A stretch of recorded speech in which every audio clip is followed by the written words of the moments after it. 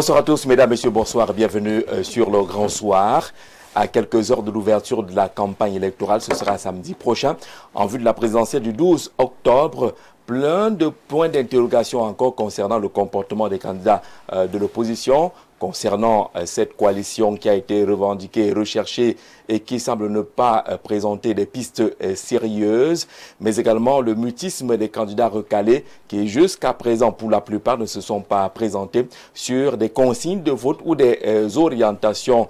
Ont-ils totalement abdiqué? On le verra avec notre invité ce soir. C'est une édition spéciale qui reçoit quelqu'un de spécial, le professeur Jean Baebek, qu'on ne présentera plus, bien qu'étant invité sur un plateau spécial. Il nous dira finalement où est sa position, la position de l'UPC, la position des fondamentalistes de l'UPC. 12 candidats sont engagés à cette course au fauteuil présidentiel. Y a-t-il des préférences? L'UPC des fondamentalistes a-t-il ou tel un choix relativement à cette élection? Professeur, bonsoir et bienvenue. Merci Jean-Jacques, bonsoir également à vous personnellement et puis à toute l'équipe de Info TV. Ça n'a pas été facile d'arriver ici, hein? Les déplacements à Yaoundé ces derniers temps, c'est pas évident. On vit ça avec beaucoup de stoïcisme, c'est ça que je vais conseiller au Cameroun.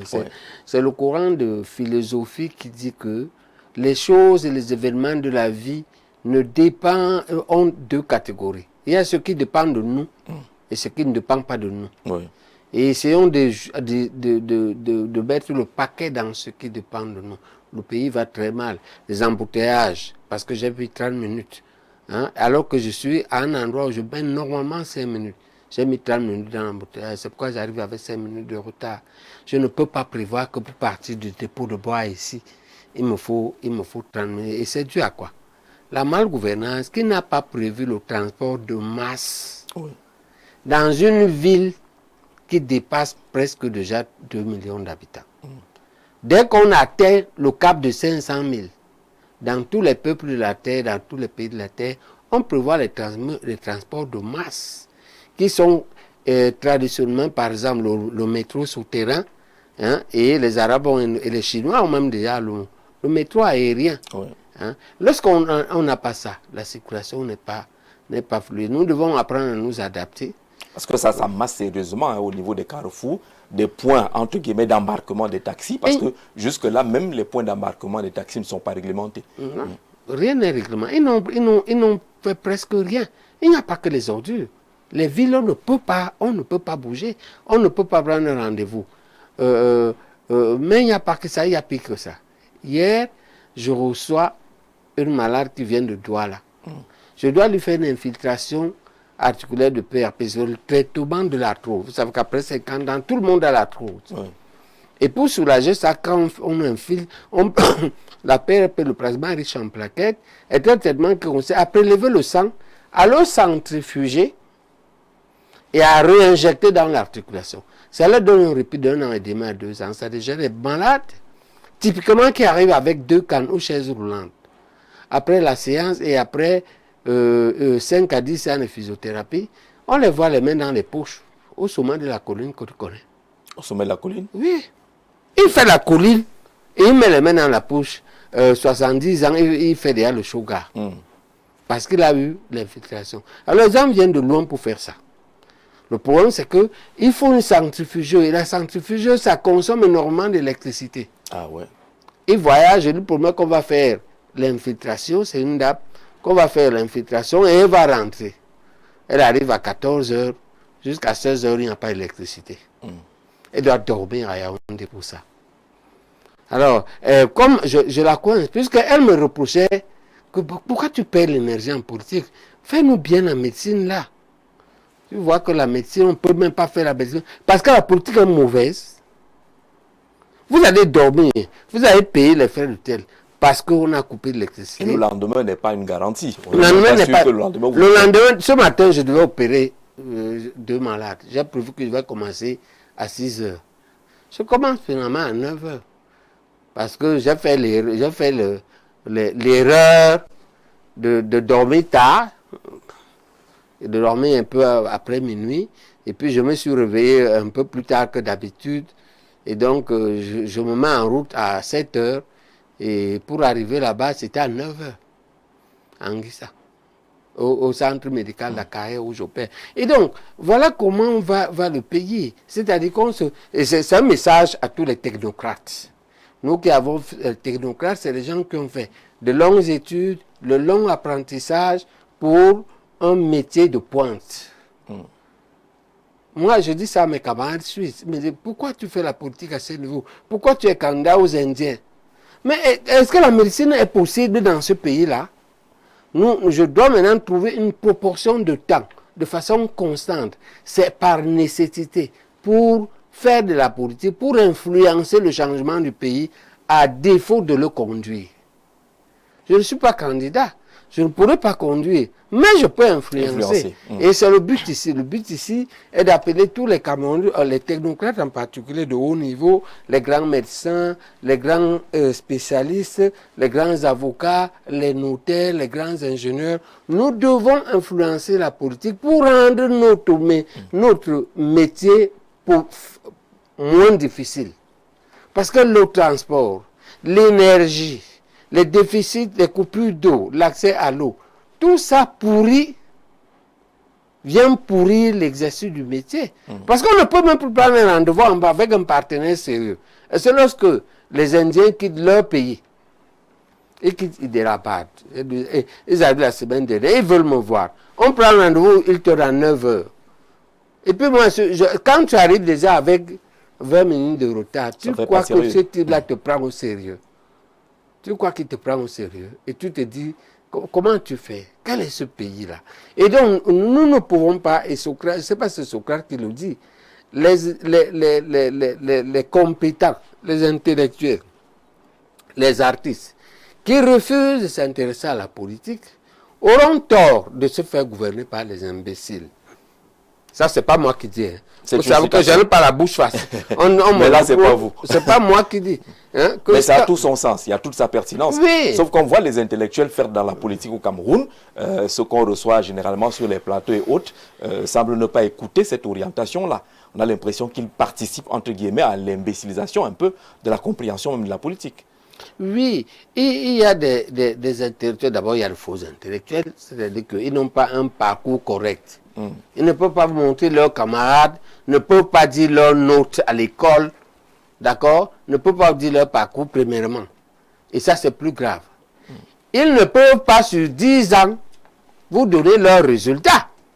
C'est-à-dire que vous avez appris, je dis n'importe quoi, je dis le droit.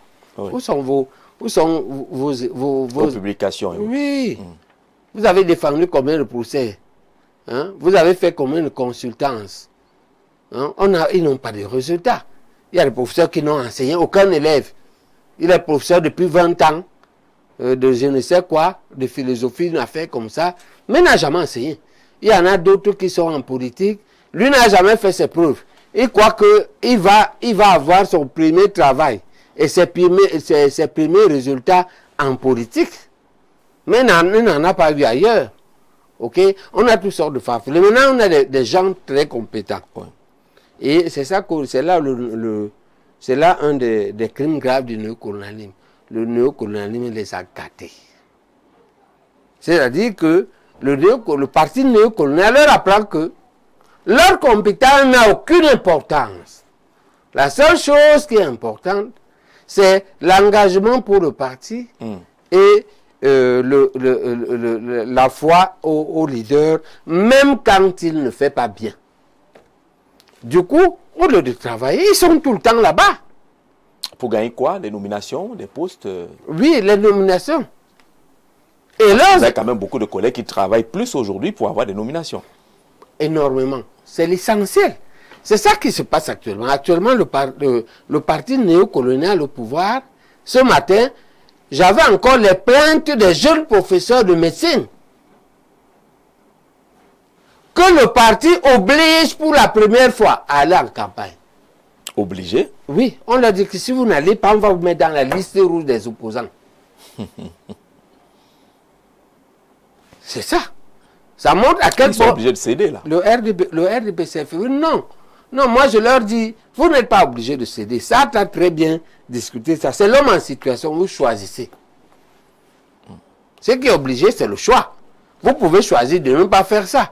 J'ai choisi de ne pas le faire depuis plus de 30 ans. Bon, d'accord, ça m'a coûté une suspension arbitraire. Mais j'ai gagné les procès au tribunal. Le dernier procès en indemnisation n'a pas encore abouti parce que le juge est mort, mais on attend le nouveau juge. Mais cette suspension m'a appris beaucoup de choses. Je suis devenu autre chose depuis cette suspension. Les difficultés dans la vie ne peuvent être des écoles. C'est pourquoi Mandela dit, je gagne ou j'apprends, je ne perds jamais. Oui. Alors, lorsqu'on observe la scène politique aujourd'hui, à l'approche de l'élection présidentielle, des candidats qui sont retenus, on ne retrouve pas un peu cette classe d'intellectuels. Tous les professeurs ont pratiquement été éliminés à cette course au fauteuil présidentiel. Apparemment, ce n'est pas leur place, la politique. Non, ce n'est pas que ce n'est pas leur place. Dans nos pays, c'est plus que jamais leur place. Ils ne peuvent même pas bien enseigner. Ils ne peuvent même pas du tout enseigner dans la politique et dans cet État. Regardez les effectifs théoriques. Regardez les conditions de l'enseignant. Regardez, vous savez que le Cameroun, Petit Jaco a encore battu un record. Petit Jaco, c'est lui le responsable. Le ministre Jacques Famdongo. A encore battu un record. À la dernière évaluation des universités par le CAMES, le Cameroun est sorti dernier. Tout le pays est dernier et ces universités sont dernières. C'est-à-dire qu'on est derrière les voisins qui hier nous regardaient du bas. Des pays pour lesquels quand tu avais le bac, je crois que jusqu'à votre génération, il y a ça. On se moquait de toi que tu es allé pour faire le bac dans les pays voisins. Voilà. Oui. Ok. Ils sont aujourd'hui au-devant nous. Hein? Il y a 6 mois ou 1 an, vous savez qu'au concours d'agrégation, on a envoyé, tout le monde a échoué, non? D'accord? Et maintenant, il y a pire. On a même des chefs d'établissement au Cameroun. Il veut changer le grade, il échoue. Un chef d'établissement. Oui, l'école de médecine. Le chef d'établissement veut changer le grade, il échoue. Et à qui la faute? Il n'est pas bien préparé? C'est le pays dans un état catastrophique. L'enseignement supérieur en particulier est complètement au sous-sol. Le Cameroun qui était, vous savez qu'on nous diplôme. Moi, quand je suis arrivé en Suisse, je pars d'abord comme résident de chirurgie générale. Comme il n'y a pas de chirurgie générale là-bas, je fais mon stage en orthopédie. Vous savez comment arrive la fête de la bourse pour apprendre l'orthopédie? Non. Ça arrive parce que j'examine un malade, je trouve quelque chose et je dis qui vient pour se faire opérer. Je dis qu'on va pas il n'est pas opérable. Ça fait du bruit. Un vieux patron, le vieux patron leur dit, parce que les autres médecins internes ne sont pas d'accord. Toi, tu sors pour dire qu'un malade qu'un chirurgien senior a programmé ne peut pas être opéré. Le vieux leur dit que c'est comme ça, ils sont en effet. Vous faites le diagnostic seulement avec l'IRM et l'écho. Ils font avec le stéthoscope. D'accord? Quand on va faire l'échographie, c'est le patron du coiffeur que c'est trop grave ici. On envoie le malade en cardiologie. Voilà comment j'obtiens la bourse. C'est pour dire le niveau que nous avions. Le niveau qui était le niveau du Cameroun. D'accord? Donc les autres ne parlaient pas là où on parlait. Aujourd'hui, on est les derniers. Et comment est-ce qu'on est donc passé des premiers aux derniers? Et vous dites que à cause de la politique qui est mauvaise, c'est-à-dire qu'on attaque, on détruit les valeurs. Ceux qui enseignent le plus, c'est eux qu'on dérange. Et on dit à tout le monde de ne pas, que ce n'est pas important de travailler. Ce qui est important, c'est de militer. De militer dans le parti. On revient à vous tout à l'heure. On fera un dernier pont avant d'attaquer la position même, la vôtre, relativement à la présidentielle. Bonsoir Jean-Jacques. S'il te plaît, dis au professeur que les Indiens connaissent bien les embouteillages plus que nous. C'est vrai, on n'encourage pas cela. Ce qui se passe en ce moment, Joseph de Kribi, qui semble minimiser le fait que vous condamniez les embouteillages et que cela a pu avoir des répercussions avec les partenaires qui arrivent. Moi, j'étais en Inde il y a moins de 6 mois. Moins de 6 mois, oui. J'étais à Hyderabad. J'étais à Delhi. OK?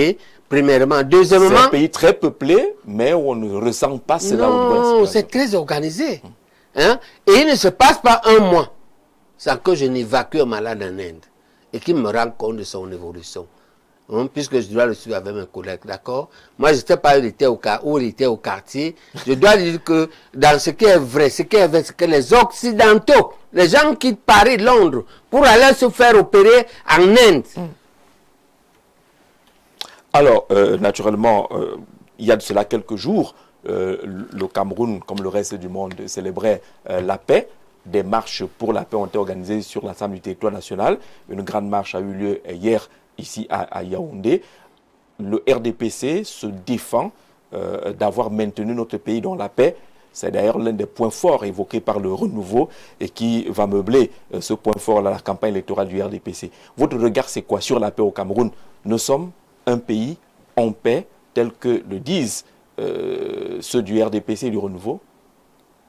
C'est un énorme mensonge. Et c'est évident. Ce qu'il y a au nord-ouest, au sud-ouest, c'est quoi? C'est une guerre civile en bonne et due forme, qui était prévisible, parce qu'ils l'ont provoqué. Ils l'ont provoqué comment? En refusant d'écouter et de dialoguer avec les enseignants et les avocats, peut-être aussi les étudiants en grève. Ça fait 7 ans. La guerre est là. OK? 1500 morts, on donne même les chiffres. Ça, c'est du côté des forces de défense. C'est près de 1500 morts. OK? Du côté des citoyens, c'est pire. Je ne sais pas, c'est 4 fois plus. On ne peut pas dire que le Cameroun est un pays en paix. L'autre dire, c'est mentir, c'est espérer qu'on va oublier. Actuellement, on parle là. Boya, moi j'ai des malades à Boya que j'ai opéré la semaine dernière, qui devaient rentrer en fin de semaine, qui ne peuvent pas rentrer parce qu'ils sont arrivés sur le début du Ghost Town. C'est-à-dire que personne n'entre, personne ne sort. Quelle paix? On parle de quelle paix? Pourquoi? C'est-à-dire le RDPC veut nous mentir les yeux ouverts. C'est-à-dire qu'il estime que comme effectivement, nous n'avons pas de problème à Yaoundé, il faut reconnaître ça. Oui. OK? Yaoundé, moi je crois que je répondais au chef de poste de gendarmerie de Chaumois qui m'a envoyé quelques gendarmettes me demander si ça allait, s'il était inquiet. Ça fait 15 ans que je suis là. Hein? Ça fait 15 ans que je suis là.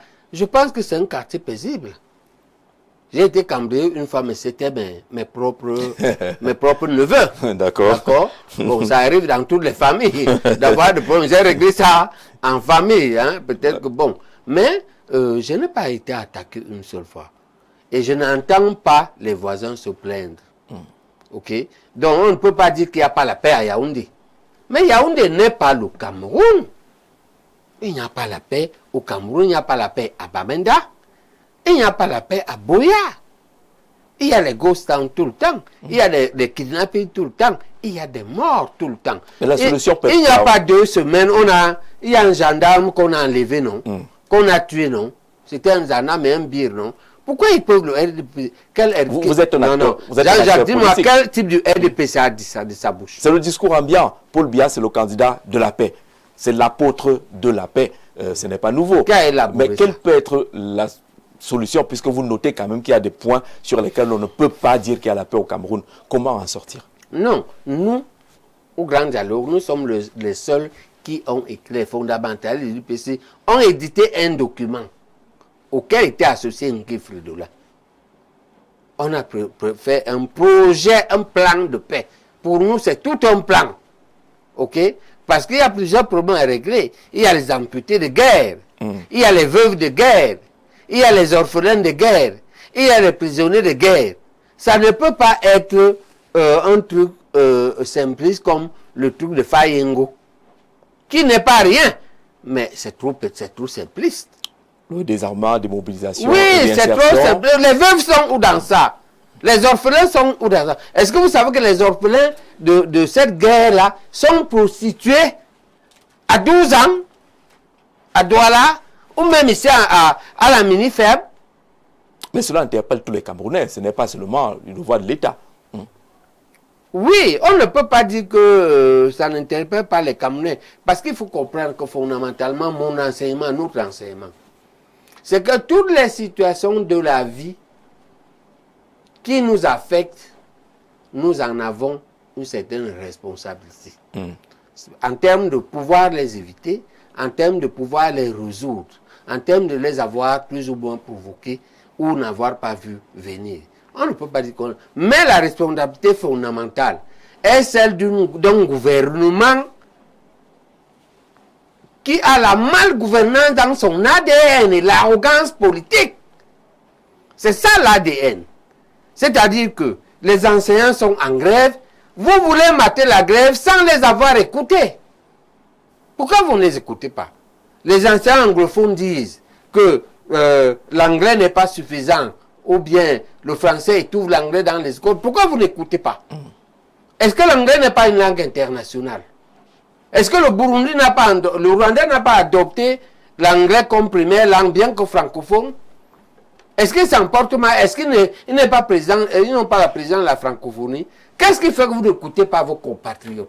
Les avocats sont en grève et ils disent qu'ils veulent le common law. Pourquoi vous ne pouvez pas trouver un moyen de dire soit on tire au sort, soit que l'accusé, soit que l'accusateur, lorsqu'il est anglophone, on va faire le procès selon... Vous trouvez un truc. On a quand même créé une branche. On n'est pas le seul pays bilingue de la Terre. Oui.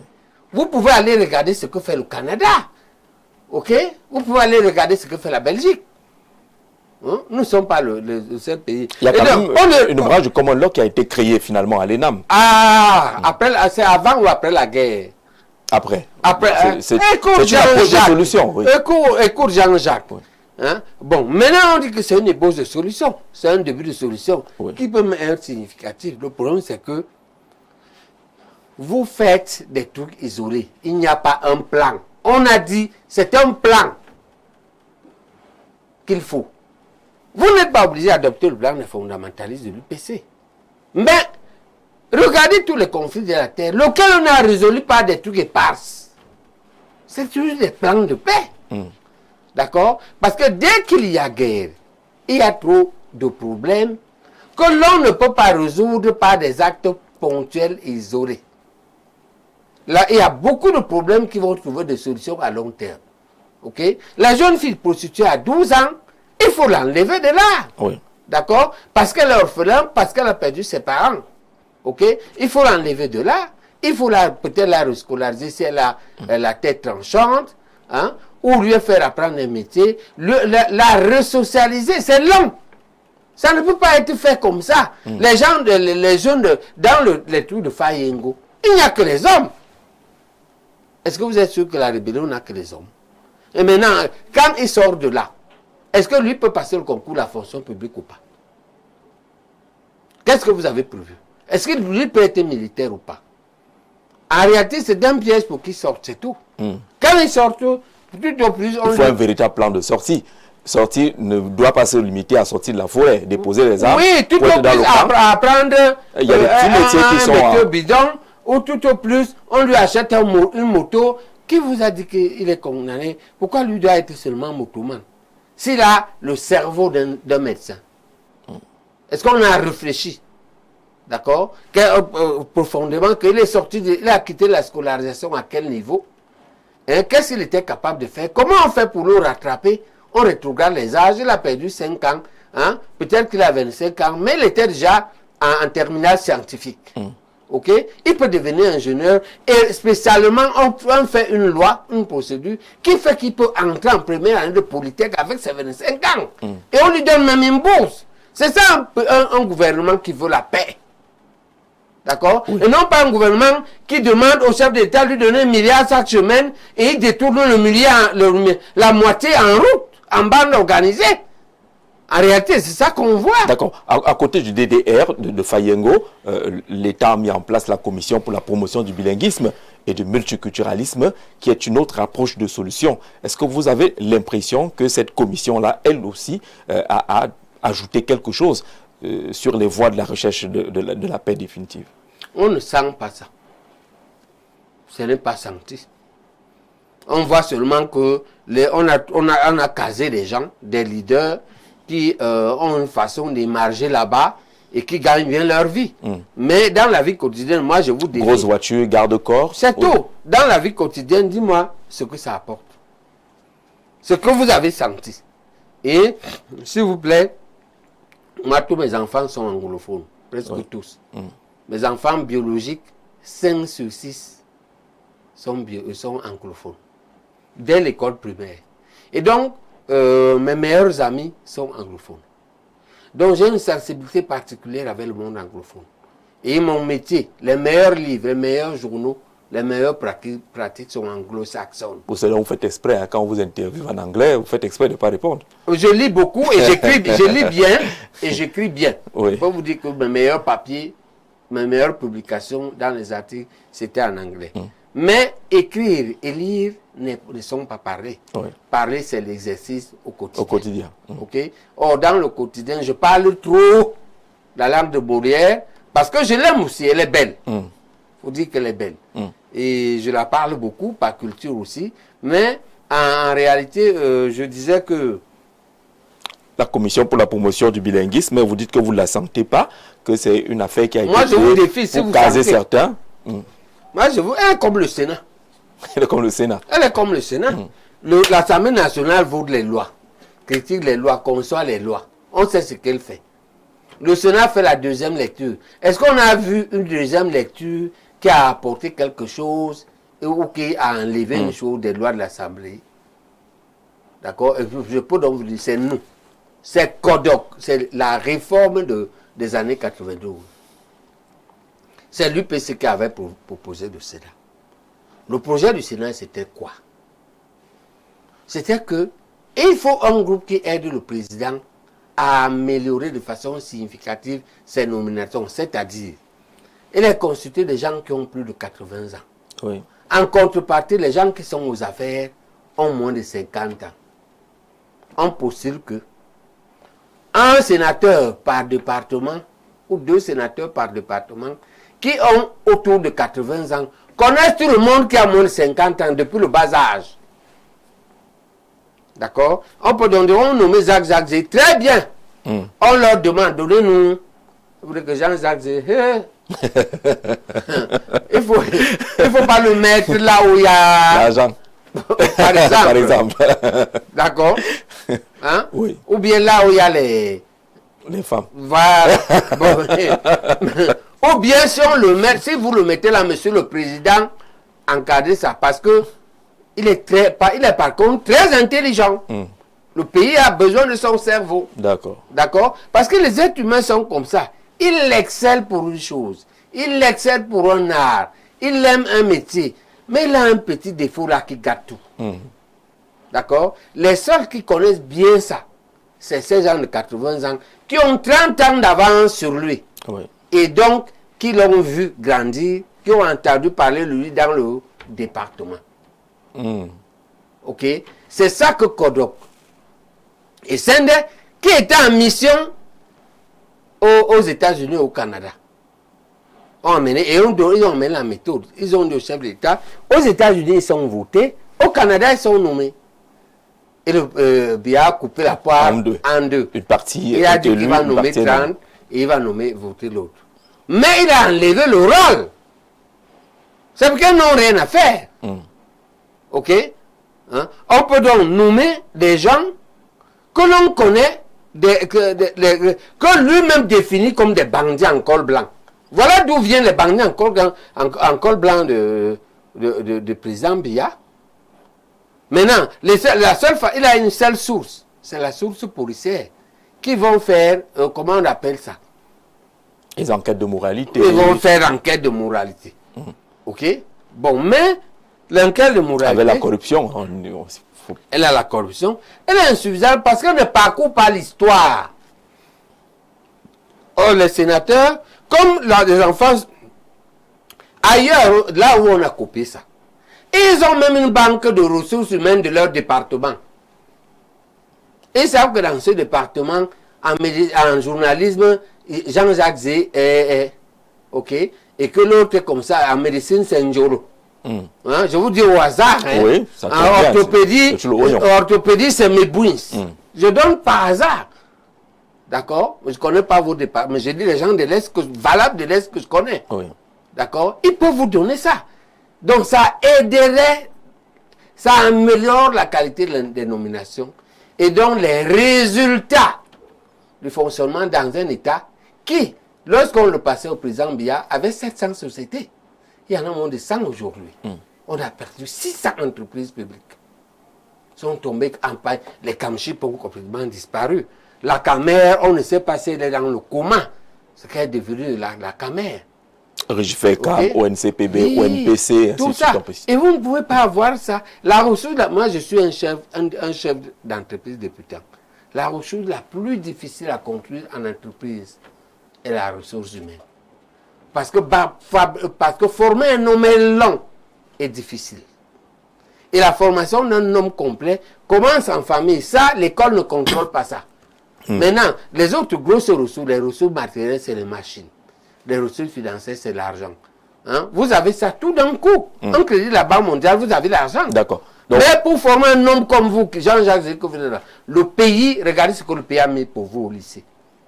Vous avez le profil d'un type qui a fait ou un bon lycée, ou un collège privé de type Vox. Regardez les ressources que l'État met.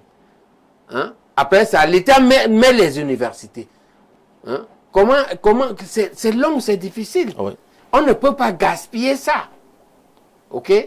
Et donc, je conclus que pour moi, la commission... La commission pour la promotion du bilinguisme et du multiculturalisme ne sert à rien. Tout comme le Sénat, son rôle a été finalement dévoyé. Il est sorti alors que les gens sont allés en mission. Voir et prendre le modèle pour amener au Cameroun ce qu'on a produit. Vous dites que ça ne sert véritablement à rien. Bonsoir Jean-Jacques et à son invité. La paix ne se décrète pas, elle se construit avec des hommes intègres et patriotes pour le développement du pays. Malheureusement, certains partis comme le R, au lieu de promouvoir le social, sont englués à la gouvernance du pouvoir afin de phagocyter les autres, comme celui du professeur ou le Pondol a vu son crabe divisé parce que certains, au lieu de prôner l'idéologie politique, ont plutôt couru vers la marmite du code pyromane des tout-dits. Comment ferez-vous pour sortir de cette cacophonie sans subir l'influence du grand rassemblement? Là, on le ridicule, Massok Thomas qui envoie ce message. Bonsoir, professeur. Il me semble que votre thématique est discriminatoire. Vaut mieux dire l'appel. Non, on n'est pas en train de parler de cela. Voilà, bonsoir, prof. Apôtre de la paix, mendiant de la paix sont les slogans qui sied à son auteur parce qu'on ne peut pas, on ne peut mendier que ce qu'on n'a pas et qui maintient dans la souffrance. C'est de Gonzague du côté de Bali qui a envoyé ce message-là. Maître Eyouko Roger, il dit bonsoir en particulier au professeur, s'il te plaît. Dis-lui que la fille qu'il était venu à Maniaï pour son neveu, j'attends encore le reste. Mais je l'aime toujours. Vous n'avez pas fini avec votre neveu à Maniaï, vous n'avez pas terminé la dot, c'est de ça qu'il s'agit. Je vais aller reprendre ma fille. Je voudrais en outre préciser qu'une filière de la Common Law a été créée à l'ENAM, on l'a dit, et une section de la Chambre judiciaire de la Cour suprême où seuls les magistrats spécialistes en la matière officient. Très bonne émission. Maître Eyouk, qui est avocat ici à Yaoundé, transmettez mon bonsoir au brillant professeur, vigilant, honnête et ferme. Depuis que nous parlons de dialogue de paix au Cameroun, il y a un plan. Il a été pris en compte ou évalué, a-t-il été pris en compte ou évalué sur le grand dialogue? Les recommandations ont-elles été exécutées? Révérend depuis Garoua qui pose des questions, notamment sur la mise en œuvre des recommandations du grand dialogue national. Est-ce qu'il y a eu exécution effective de ces recommandations? Professeur, la question fondamentale s'est affichée, présidentielle 2025, pour qui voter le 12 octobre, depuis que votre candidature n'a pas été validée? Est-ce que vous vous posez cette question? Je me pose la question sous une autre forme. Au lieu de cette question, la question c'est que nous devons savoir que en toute chose, tous les actes que nous posons, il y a ce qu'on appelle la méthode. En industrie, on appelle ça le procédé. Oui. Dans la cuisine, on sait que pour faire un bon dolé, il faut le ndolé lui-même. Il faut du sel. Il faut ainsi de suite, il faut des choses. Oui. C'est comme ça cette question-là. Quel candidat soutenir? C'est ça la question. La première question. Et quelle est la méthode pour trouver le bon candidat? Nous, il faut savoir que il y a les leaders qui parlent là dehors, il y a beaucoup. C'est la corruption. C'est-à-dire qu'un candidat distribue des enveloppes. Et c'est sur la base de cela. Il y en a d'autres, c'est léger. Il faut trouver les critères. Avant de parler de ça, ce qu'il faut savoir, c'est que tous les candidats qui avaient mon profil et qui pouvaient apporter un changement radical, important. Les candidats à la rupture, totalement, oui. Disons que pour être modeste, on va dire, qui avaient l'intention, ont été écartés. On ne va pas entrer dans le débat de la justice de cet écartement ou pas. Okay? On observe seulement que les candidats qui pouvaient radicalement changer. Et c'est quoi le critère pour changer ce régime néocolonial dont nous sommes tous victimes, y compris eux-mêmes? Il ne faut pas croire que les gens du pouvoir ne sont pas victimes du système néocolonial. Moi, je regarde tous mes amis. Il y a quelqu'un qui me disait, Pierre, l'un de mes aides opératoires, Pierre, il me disait ce matin, ton problème, c'est que tu n'as pas goûté avec eux. Parce qu'on s'étonnait comment leur vie est comme ça. La plupart de mes collègues, de même génération, ils ont une vie épouvantable. La question, c'est que le pouvoir néocolonial gâte les hommes. Les gâte et peut-être avec leur descendance. Et donc, ils ne sont pas heureux là, c'est une parenthèse. Je dis donc, c'est une parenthèse.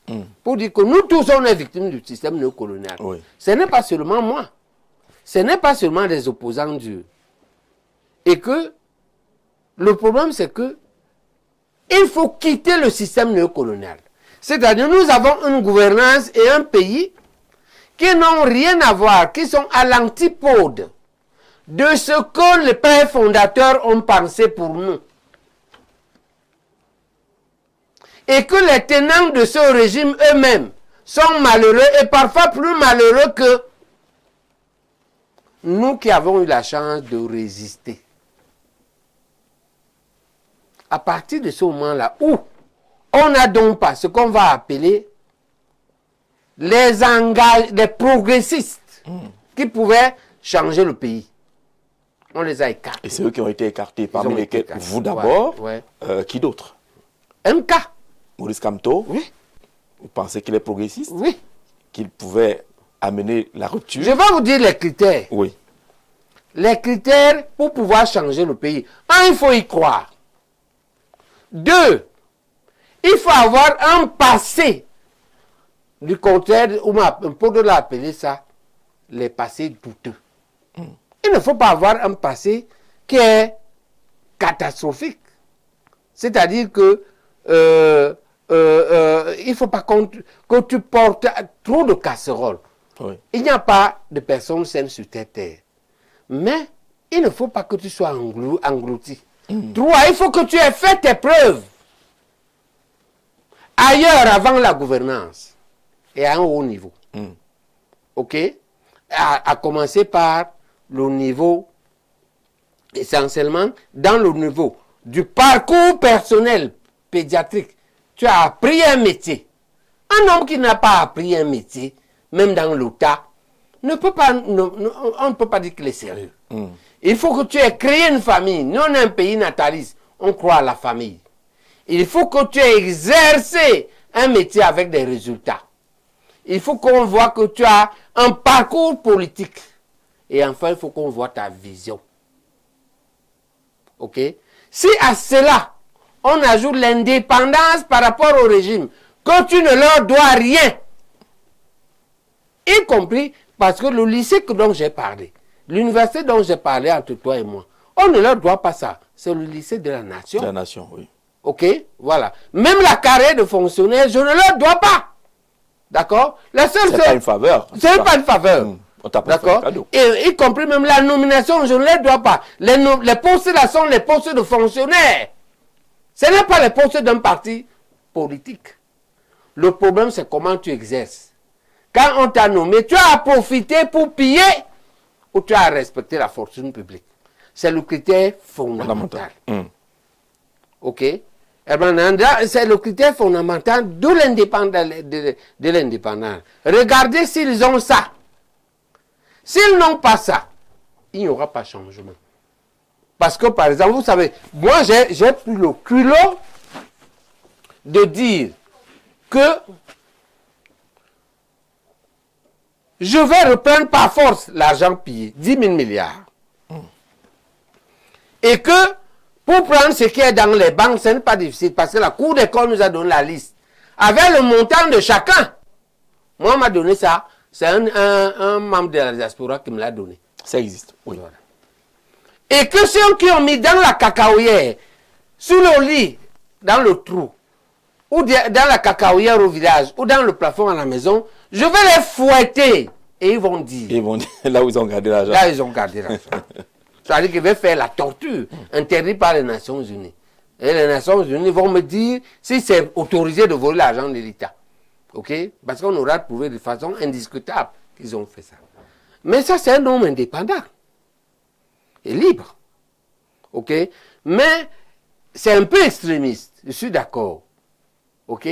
Mais il y en a on peut faire autrement pour atteindre nos mêmes résultats. Parce qu'on essaie de regarder le tableau de ceux qui sont encore en lice. Par rapport à ces critères-là, il va être difficile de trouver celui qui réponde à vos critères. D'où donc le doute sur leur capacité à changer. Maintenant, le problème est donc comment continuer avec eux en attendant que Dieu nous donne la grâce et le courage à ceux qui approchent le profil de le faire, de continuer la lutte. Et au niveau de naître, de se construire. D'accord? On doit survivre avant ça. Et pour survivre avant ça, on doit choisir parmi ceux qui sont restés. Et là, chacun d'entre nous, en toute âme et conscience, celui qui l'estime le moins mauvais. Et là, vous ne vous êtes pas encore prononcé. Je vous donne les critères. Je suis à l'étape des critères.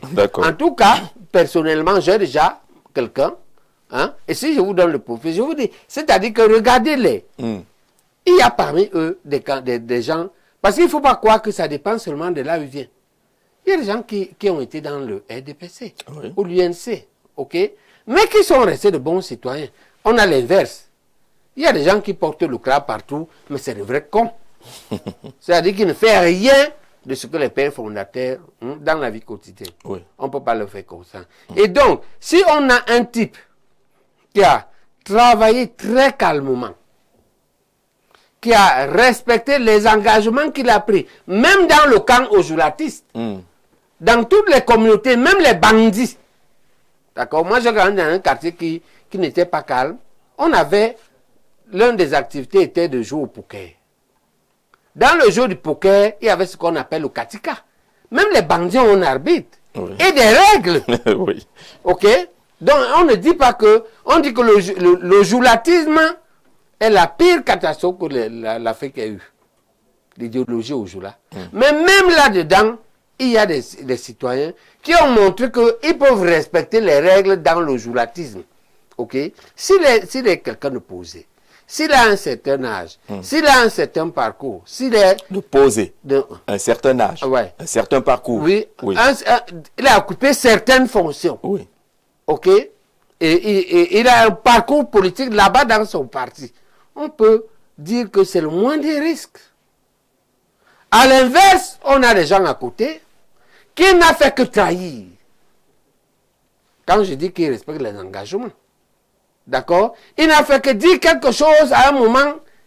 Un type qui est venu nous dire que la pire chose qui soit arrivé au Cameroun est d'avoir Biya au pouvoir. Oui. Mais qui est venu être son ministre 30 ans. Regardez le niveau, d'accord? On a vu Méon ici. Un type qui dit que le régime... Mais on n'est pas candidat, parlons des autres. Mais on n'est pas candidat. Ouais, le profil là. Oui. Non, mais Vous avez parlé d'un profil. Non, non, il est influenceur. On peut coller des... les Mais influenceurs. Parlons des candidats. Quand un candidat est comme ça, oui. qui dit une fois que la pire chose qui soit arrivée au Cameroun, d'accord, est que Biya arrive au pouvoir. Mais quelques temps après, il gouverne avec lui 30 ans et il dit que le peuple autour de son chef. C'est fondamentalement un type manipulateur. Et il répète ça. Je suis étonné de voir une élite qui est aussi amnésique. Parce que si tu... la seule chance, deux choses. Ou toi-même tu es une pègre. Ou simplement on t'excuse, tu es malade, tu oublies trop. Vous voulez pas coller un nom? Non, je ne veux pas, ce n'est pas gentil. D'accord, nous avons obligation de courtoisie. On va fonctionner comme avec des porteurs robots. On ne colle pas des noms. Oui, on ne peut pas. D'accord. Donc, on a des profils comme un type a plus de 30 ans.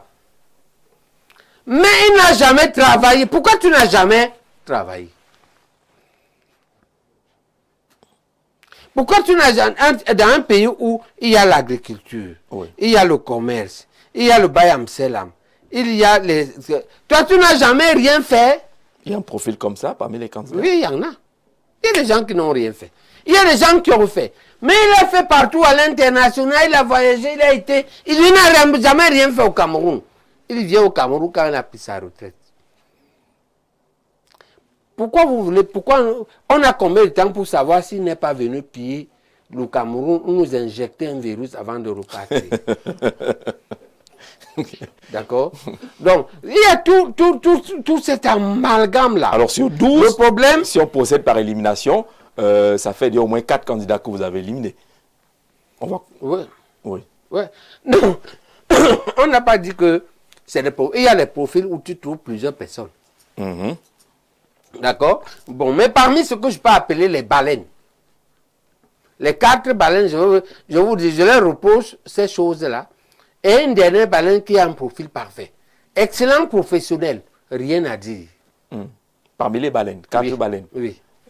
Bello Bouba, c'est une baleine. Oui. Issa Chiroma est baleine. Oui. Pierre Kouemo est... Bon, non, Cabral, je le connais peu. Cabral, c'est une baleine. C'est une baleine. En termes de popularité. Oui. D'accord? Et le dernier, c'est Mouna. Sur ces 4 baleines. Voilà moi les 4 baleines. Une des baleines, c'est excellent professionnel. Oui. Grosse expérience. Bien né. OK? Mais incapable d'organiser une partie politique depuis des décennies. Là, vous éliminez encore Keremouna. Je dis qu'on a fixé la règle aussi. C'est pas vous qui avez donné un nom. Mais ce qui est pire, oui. Refus de s'engager, de se prononcer sur les engagements historiques importants de son père. Ton père était là quand on exécutait Wandé. Dis-nous sa participation ou non. On ne dit pas qu'on veut t'imputer ça. D'accord? On veut que tu prennes les distances ou que tu demandes pardon. Si tu as été impliqué dans ça, tu demandes pardon. D'accord? Si tu n'as pas été impliqué dans... Mais tu ne peux pas dire qu'on ne parle pas de ça. Auquel cas, tu ne vas pas faire avec... Il dit qu'il n'est en rien responsable, il n'est pas concerné. Et qu'il a toujours un peu eu de distance. Tu étais à côté. Tu étais à côté, 1, 2. Oui. Tu as profité, tu organises même des réunions dans des habitats qu'il a acquis et qui sont controversés. Est-ce que tu comprends? Tu ne peux pas dire qu'on ne parle pas de ça. Mais tu peux dire que ça n'engage pas, d'autant plus que lui s'est mis à genoux dans le anglophone Union en 1994. Lui a demandé pardon, toi tu ne veux pas. Tu es plus royaliste que le roi. Est-ce que tu comprends? Donc, ce qu'on veut dire, ce que veut dire au total, c'est que il faut élaborer comme les notes à l'école. OK? Le bulletin de notes. Il y a donc à peu près 7 matières. La première matière, le parcours scolaire, tu donnes. Oui. Sur 2 points. Le parcours familial et social, 2 points. Le parcours professionnel, 2 points. La vision politique, 2 points. Le parcours politique, 2 points. Les antécédents personnels, politiques, ce que tu as fait dans la gouvernance, 2 points. Bon, on arrive à quelque chose comme, on ajoute 2 ou 3 autres critères. Si on prend seulement 6, 3 points, donnez la note. Et dites et choisissez le meilleur qui a la note là. D'accord? Parce que, qu'est-ce qui est difficile? C'est difficile de trouver quelqu'un qui est parfait. Ça, on est d'accord. On est d'accord? Voilà. Il faut donc faire le système des notes. Et moi, j'ai donné un devoir aux journalistes. Réunissez-vous, notez-nous. D'accord? Jean-Jacques. Faisons une réunion avec les journalistes. On note. On fait un jury. OK? Je ne veux pas te nommer, mais je dis que c'est toi le président du jury. D'accord, avec les critères consensuels. Oui. Hein? Pas seulement vos critères. Non. Ça, tu les 3 points. Pas seulement vos critères. Oui, on peut ajouter si on veut. D'accord. Bon, moi j'ai fait 6 critères. Chaque critère a 3 points. Il reste 2 points sur 20, non? Les 2 points là, on va faire comme les Français. Les Français, dans l'académie, quand on veut par exemple, ils se disputent les postes pour nommer le chef de service. Quand on a le jury a fini, on laisse 2 points, c'est ce qu'on appelle la côte d'amour. Oui, la côte d'amour. D'accord? On prend un type comme toi. Un autre type sérieux comme Dipita Tongo. Oui. On prend Rodrigue Tongue. Oui. Hein? Ce que j'appelle les baleines du journalisme actuellement. Hein? Et on dit qu'on va vous nommer un président du jury. On prend quelqu'un comme Jean Maternendi. Ou Jean-Claude, on l'appelle, on note. D'accord. D'accord? Chacun de vous donne et on prend la moyenne. On peut noter, vous pouvez nous donner le moins mauvais. C'est possible. En dehors du RDPC, il ne va pas entrer en compétition parce qu'il est pollué par la position de pouvoir, la position dominante. D'accord. Okay? Ça nous permet, je dis que cet exercice, que chacun d'entre nous le fasse lui-même. Prends un papier, note les baleines. OK? Et il verra la meilleure. D'accord. La moins mauvaise. Bonsoir à vous, bonne émission. J'ai une question qui me taraude depuis et ça me surprend que personne n'en parle. S'il vous plaît, comment est-il possible qu'après 7 ans, l'opposition doit s'en remettre à M. Tiroma et M. Bello? Ceci confirme à mon avis 2 choses. L'opposition est faible. Paul Biya est un grand politicien. Qu'en pensez-vous? Qu'en pense le professeur? En passant, j'aimerais le rencontrer pour une consultation. Merci. Brice depuis MC. Voilà, c'est en France. Voilà, le plus 33. Qui s'étonne de ce que l'opposition tente aujourd'hui à s'en remettre à Issa Tiroma et à Bello Bouba? Est-ce qu'elle n'était pas prête? Est-ce qu'elle n'a pas pu se préparer en 7 ans? Ce n'est pas une affaire de 7 ans. C'est une affaire qui vient de loin. Il est amnésique. Il a oublié que l'une des missions du néocolonialisme, qui a écarté les nationalistes qui étaient prêts à gouverner, il a mis ceux qui étaient les moins prêts. C'était le 4e rang. Hein? C'est-à-dire quand on écarte où mais les autres, Mbida reste, Mbida gagne, on vient écarter Mbida. Écoute bien, Jean-Jacques. On écarte Mbida, on propose Sopo prison, on est au 3e. Sopo refuse, il dit qu'il ne peut pas trahir le nationalisme. On propose un 4e, Njoya Aruna. Njoya refuse. C'est là où on prend le 5e Aïdjo. OK? 5e choix. C'est là qu'on a tout raté. Quand on a pris le 5e choix, tu connais le traitement qu'on lui a donné. Depuis lors, l'une des missions fondamentales était de détruire l'opposition. C'est ça qui poursuit jusqu'aujourd'hui. Si vous ne croyez pas à ça, si vous ne savez pas ça, je n'aime pas en matière de discussion avec vous. Allez vous préparer, allez d'abord lire. D'accord. L'histoire du Cameroun, la comprendre avant que je me prononce sur vous. Vous jugez, vous voulez juger, c'est comme un jeune médecin inexpérimenté qui juge un enfant qui a le paludisme et le compare à un autre qui a le même paludisme. Mais lui, il a eu la malnutrition et la tuberculose avant. Est-ce que c'est les deux sont dans c'est le même palud? C'est peut-être le même palud. D'accord. D'accord? Mais les corps sont différents. Alors aujourd'hui, on a quand même l'impression que Bello et Tiroma sont en train d'être présentés comme ceux qui peuvent amener le changement. Ils organisent des meetings super populaires. Est-ce que vous pensez que ces 2 acteurs qui ont, selon vos critères, quelque peu l'expérience dans la gestion des affaires de l'État, peuvent être les bons choix? Il y a aussi les critères éliminatoires. Oui. Quand à l'école, au bac, BPC, d'accord? Quand tu as 4 amades là, est-ce qu'on peut encore corriger? Tu peux encore On ne passer? corrige plus. Vous avez un nombre de fautes en dictée. On vous élimine directement. Voilà. D'accord, c'est éliminé, non? Et l'un d'eux a des critères comme ça. Éliminatoire. Oui. Vous ne voulez pas donner de nom? Je ne veux pas. C'est une norme, c'est une méthode de travail. D'accord. Je ne suis pas venu ici. Donc il y a quand même un qui peut rester. Absolument. Oui, l'autre peut rester. Parce que calme, pondéré. Ah ouais, ainsi de suite. Bélo Bouba. Tu veux me tirer, tu vas absolument arracher ma langue. Hein? Mais je n'ai pas une langue facile, mais ce n'est pas mon rôle. Le rôle que je voudrais prendre aujourd'hui, je continue la lutte. Et en cette période capitale, on s'est encore retrouvé avec l'Inqué hier. Avec qui on a beaucoup travaillé avant-hier soir. C'est de créer une dynamique suprapartisane et rationnelle qui permette de se mettre à l'abri de la violence qui peut arriver. Tel qu'on voit le RDPC fébrile, lui-même fébrile.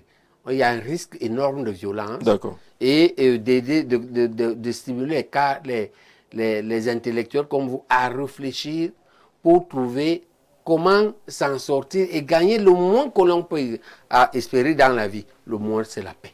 D'accord. Le minimum. Bonsoir Jean-Jacques, transmets mon bonsoir au professeur. Il a opéré la jambe de mon petit frère. Sacré prof, la méthode et la méthodologie de l'élimination des candidats. Nous avons très bien compris le choix et le choix sera fait. Ne pousse pas le professeur. Non, il a dit qu'il ne va pas prononcer de nom. Alors, je ne suis pas amnésique. C'est la réponse de notre frère qui a écrit de la France. En fait, je me demande comment on doit se remettre à cette alternative. J'en suis bien conscient de ce que dit le professeur, mais c'est dommage qu'on arrive à cela comme alternative. Donc tous, on a 4 et 5 au bac. Nous sommes donc dirigés par des nuls. Interroge-t-il après avoir écouté le professeur. Bonsoir, bonne émission. Je voudrais savoir pourquoi Belouba refuse de coaliser avec Issa Chiroma. On n'a pas Belouba, on n'a pas Issa Chiroma. Est-ce une stratégie pour enfin accepter à la veille où il est un pion du RDPC JP Niam depuis Yaoundé? Bonsoir. Selon le professeur Baïbek, Madame Damjoya est-elle une baleine ou pas? Car elle a fait pratiquement le même nombre de voix législatives que Cabral Libi et Issa Chiroma Bakari Simjan. Est-ce que Madame Damjoya, vous ne l'avez pas citée parmi les baleines, elle ne compte pas? C'est vous qui devez répondre, vous les journalistes. C'est-à-dire que les sondages là dehors, ok, est-ce que et les baleines, c'est les gens qui peuvent dépasser 5%. Ok, en espérant que, bon, les gens qui ne peuvent pas dépasser 5%, ça c'est une opinion pour moi. Mais on peut avoir des surprises. Ok. D'accord. Je dois saluer aussi Madame Namjoa qui m'a fait l'honneur de m'écrire pour solliciter mon soutien sur les fondamentalistes. Vous le lui avez refusé? Les fondamentalistes vont se réunir demain. Ils auront à décider. Je ne sais pas à quelle heure la réunion va se terminer. On doit choisir nos méthodes classiques. Et il y a le boycott. Nous, on n'exclut pas ça. On peut dire qu'on boycotte. Il y a la neutralité. On va, mais on est neutre. On doit voter neutre. Il y a le choix du moins mauvais. Ok? On peut appeler à voter le moins mauvais. Le problème avec nous et le moins mauvais qu'on peut choisir, c'est qu'on vend ça. Comment ça? Ah oui. On a une liste de critères que je t'ai envoyé hier. Oui, on va l'aborder tout à l'heure. C'est l'argent. C'est ça les termes de l'échange. Je n'ai pas compris. On vous donne l'argent pour... Non, on vend ça que 3 choses pour l'UPC, 3 choses pour le peuple, 3 choses pour la République. Pour l'UPC, les 3 choses, c'est que, est-ce que vous allez nous aider à retourner dans le jeu électoral dont le système néocolonial nous a écartés? Vous savez que nous, on ne va plus aux élections depuis plus de 5 ans. Oui. À chaque fois, on nous trouve la petite bête. Oui. Nous qui avons libéré le pays, on vous a donné, vous vous dites que on ne part plus aux élections. Motif, vous avez nommé quelqu'un qui est venu doubler les listes et c'est à partir de là, en 2020, que vous avez commencé votre jeu. Deuxième critère, la France vient de reconnaître que oui, elle a fait des crimes contre l'humanité. Elle a tué elle a avoué d'autres meurtres. Ok? Vous attendez quoi pour avouer? Avouez pourquoi on entre en matière. D'accord? Et troisième critère, est-ce que vous laissez-nous organiser un congrès? Vous dites, pour qui voter le 12 octobre, les fondamentalistes de l'UPC se prononcent. Nous affirmons clairement notre position. Premièrement, pas de justice, pas de vote. Vous expliquez cela en disant que nous voterons pour tout candidat qui, dans sa profession de foi, s'engagera à soutenir l'UPC dans son contentieux historique et criminel contre les États français et néocolonialistes camerounais. Deuxième point, nous boycotterons tout candidat qui gardera le silence sur ce contentieux. Troisièmement, nous combattrons avant et après l'élection tout candidat qui se montera directement ou indirectement contre nous dans ce combat historique. Le porte-parole, professeur Jean Baïbek. Oui. Est-ce que ce n'est pas... Mandela était très clair. Le dernier qui a répondu ça à Mandela, c'est Mandela qui a répondu aux journalistes de l'Occident que nous sommes pour les gens qui nous ont soutenus. On n'est pas pour les idéologies. On n'est pas pour les pays. Et on m'avait déjà dit ça. En fait, il répète ce que vous m'avez dit à l'hôtel Laetitia à Paris. Je crois que c'était en 1956.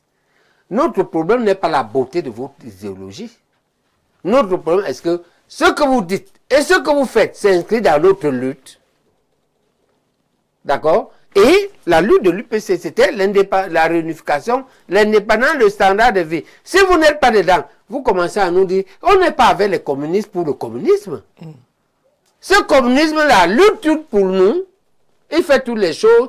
Et Mandela dit, Yasser Arafat a donné des ressources pour lutter contre l'apartheid. Kadhafi a donné les ressources pour lutter contre l'apartheid. Vous venez aujourd'hui nous dire qu'ils sont des dictateurs. Vous nous avez donné, vous nous en avez donné. Ok? Donc, pour nous, c'est ça le terme du troc. Si un type dit que, une des baleines, dit qu'elle va nous soutenir dans notre lutte, et deuxièmement, elle en a le profil. Parce qu'un type qui a menti tout le temps, s'il nous dit ça, on ne peut pas croire. Vous n'allez pas croire. Non. Il est, une fois de plus, il est menteur, il est arrogant. On va le combattre, même s'il devient président. Parce qu'il ne faut pas croire que quand tu vas devenir président, nous on ne va pas te combattre. La seule différence, c'est que les méthodes de lutte changent. On va faire cette fois-ci, on est très clair, la lutte pacifique. Et l'un des fronts de la lutte est la lutte médiatique. Est-ce que l'UPC n'est pas en train de ramener ça à l'UPC? Les problèmes des Camerounais semblent être... Non, puisque je vous ai expliqué la méthode avant de prononcer le nom du parti. D'accord? La méthode des 3 points sur les 6 matières. Hein? Matière, évolution pédiatrique et personnelle, évolution professionnelle, évolution familiale. Est-ce que ça a une couleur de parti? Non. Voilà. Alors, vous présentez également les 12 contreparties de l'UPC pour son soutien à la présidentielle du 12 octobre 2025. Vous ne dites pas pour son soutien à un candidat, mais un soutien à la présidentielle. Oui, bon, c'est une question de grammaire. Oui, d'accord. Mais on veut dire, pour choisir un candidat, on va voir, est-ce qu'il intègre, on ne lui demande pas de changer son programme, est-ce qu'il intègre nos préoccupations dans sa profession de foi. Il accepte d'intégrer ça. Première chose. Deuxième chose, comme il accepte là, a-t-il un profil pour qu'on lui croit? D'accord? Et troisième chose, chaque fondamentaliste prend un bulletin de note. Il note chacun des 12. Chacun va nous donner 11 bulletins. D'accord? On prend le nombre de bulletins par candidat, on fait la synthèse de la moyenne. Nous, on est rationnel. Est-ce qu'on a encore le temps pour cela? La campagne commence dans 2 jours. On peut gagner une élection en 5 jours. On peut entrer dans ton truc à 5 jours. C'est pourquoi on veut faire le comité directeur là demain. Demain? Oui, pour pouvoir être clair dimanche au moment où la campagne est lancée. OK? Mais ce n'est pas interdit de rejoindre un candidat pendant la campagne. Et on peut venir changer ta campagne. OK? On peut même être, comme on est là, la télé, on ne vient pas, on ne marche pas avec toi. On peut te soutenir à distance. On peut aussi dire qu'on se mouille Vous imaginez moi, dans une équipe de campagne, vous croyez que ça n'a pas un impact? Vous attendez directeur de campagne de quelqu'un, parmi tous ces candidats. Non, moi j'ai eu... Le problème c'est que, ayant déjà été éliminé, nous on attend que les gens nous sollicitent. Pour dire la vérité, on a eu 4 sollicitations au total. Pour vous dire et vous vrai. posez vos critères sur la table. Voilà, et on va choisir demain. Issa Chiroma vous a sollicité? Oh, pourquoi vous aimez les noms? On veut comprendre, non? Je veux être juste, d'accord? Non, pour dire, pour mettre, parce qu'il ne faut pas trop le noircir. D'accord? Il faut essayer d'être objectif. Autant on est sévère dans ce qu'on reproche à certains candidats, autant quand ils ont quelque chose qui est soit neutre, soit positif, il faut me le dire. Je peux citer, non, il n'a pas fait ça. Il n'est pas venu vers Non. vous. Madame Damjoya l'a fait. Bello Bouba l'a certainement fait aussi. Tu veux absolument que si. Cité, non? Non. Oui, Vous avez les deux autres, c'est Matomba et Bouga. Et Bouga. Cabral Libi ne l'a pas fait. Non. Vous n'êtes pas tenté de l'accompagner quand même? Oh, s'il avait... quand on va noter objectivement, on va voir. OK? Il est possible qu'en fonction des notes, que vous engagez, par exemple, derrière Cabral Libi? Vous savez, il ne faut pas faire des trucs qui ont une connotation ethnique. Il ne faut pas que je le fasse parce que... Il faut que je le fasse parce que sur la table, en notant, on a trouvé que... Il a une bonne moyenne. À mon avis, il faut avoir plus de 12 sur 20. 2, il a le profil pour le faire. D'accord. Mes salutations, professeur. Dans un pays sérieux, il serait ministre de la Santé. Ma question, pourquoi tous les candidats vont rencontrer Kamto? Kamto est-il la clé qui va permettre à l'opposition de remporter l'élection? Abdoulaye Ben Abbas depuis Mansom, on vous salue là-bas le plus 235. Est-ce que Kamto est le faiseur de roi central aujourd'hui? Il faut bien expliquer ce qui se passe. Moi, je vous donne ma lecture. Oui. Les Camerounais doivent savoir, on appelle ça le crédit personnel. OK? Et le crédit personnel d'un homme se bâtit sur son parcours, sur ses réalisations professionnelles et sur la qualité de sa communication. Oui. Quand quelqu'un a fait ça dans la durée, il capitalise un capital que vous ne pouvez pas enlever en le description. Donc, Kamto garde un capital énorme, malgré le fait qu'il soit hors course. Et il y a des gens qui lui croient les yeux fermés. C'est-à-dire, un jour, j'ai eu une discussion avec les enfants biologiques de mes meilleurs amis que je considérais comme mon frère. Et son fils me dit, j'avais dit à mon frère, lorsqu'il y avait cette crise, que moi, je suis mon père. Et je le suis au point, un médecin, hein, il dit, je le suis au point où, s'il me dit, quand nous sommes dans un avion, qu'on va sauter de cet avion, moi je vais sauter. Est-ce que vous voyez ce que ça veut dire la foi à un homme? D'accord? Il y a des Camerounais qui sont prêts à sauter de l'avion avec lui. Même avec moi. Oui. D'accord? Et c'est là. Donc c'est un leadership construit. Et ça peut influencer positivement ou négativement un pays selon l'usage. Il ne faut pas croire qu'il faut seulement que tu aies été nommé ou que tu aies été élu pour être un leader. Faux! On conçut le leadership avant. C'est pour répondre au monsieur. Et je dois dire à ceux qui sont ces leaders, le problème du leadership, c'est qu'il faut donc l'assumer. Et l'assumer veut dire quoi? L'assumer veut dire que lorsqu'on part, comme on est parti là, avec ma candidature, ceux qui me suivent, lorsqu'on nous a éliminés, OK? On a perdu cette perspective. Le leadership, c'est se relever, élaborer une nouvelle perspective et prometteuse qui permet de continuer la lutte. OK? C'est ce que nous on a proposé. On rentre au développement personnel, au développement de nos sources de revenus et à réorganiser la lutte pour eux maintenant, pour les législatives et les communales qui vont arriver, parce qu'on est une fois de plus, d'accord, pour lutter aussi pour qu'on repousse. Nous, on demande qu'on repousse les régionales. Ça fait partie de ces critères. Oui. Oui. Il faut qu'on repousse les régionales, on fasse des communales seules. En repoussant les sénatoriales, les régionales, et en faisant les communales seules, on remet la balle au centre pour tous les partis. D'accord? Si on fait les régionales et les écoles, il faut savoir que nous, on va contester. Mais c'est tard, c'est déjà programmé. Pour non, on peut déprogrammer pour résoudre un problème. On peut déprogrammer pour résoudre un problème. Ne dites pas que c'est impossible. D'accord? Ce n'est pas, c'est possible. On demande qu'on déprogramme, on fasse les communales et que tous les partis politiques crédibles aient des conseillers municipaux pour avoir les régionales et les sénatoriales moins contestées. Si vous ne faites pas ça, vous avez les régions et contestées, hyper contestées, et nous on va contester. Ok? Vous ne pouvez pas. Vous nommez un ministre.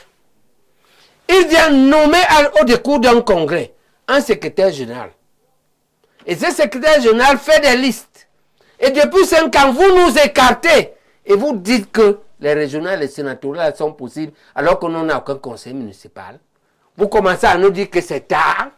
C'est tard parce que la terre a tremblé. D'accord? Ou c'est tard parce que vous êtes des mafieux néocolonialistes. D'accord? On va continuer à vous dire ça. On appelait ça dans mon quartier. Votre candidat on appelait ça au quartier Nilok te faire le shit. On va vous shit. Donc votre candidat sérieux serait celui qui promettait par exemple que s'il gagne le 12 octobre, il commence par annuler les régionales dont le processus est déjà engagé. Oui. D'accord. On dissout l'Assemblée, on fait les régionales et les législatives. C'est après ça qu'on va faire. Pourquoi? Au-delà du fait qu'il faut nous intégrer. La raison fondamentale, c'est que on a des conseillers municipaux qui sont en prorogation. Ils sont de ce fait illégitimes. On les a élus pour 5 ans. Les 5 ans là sont passés.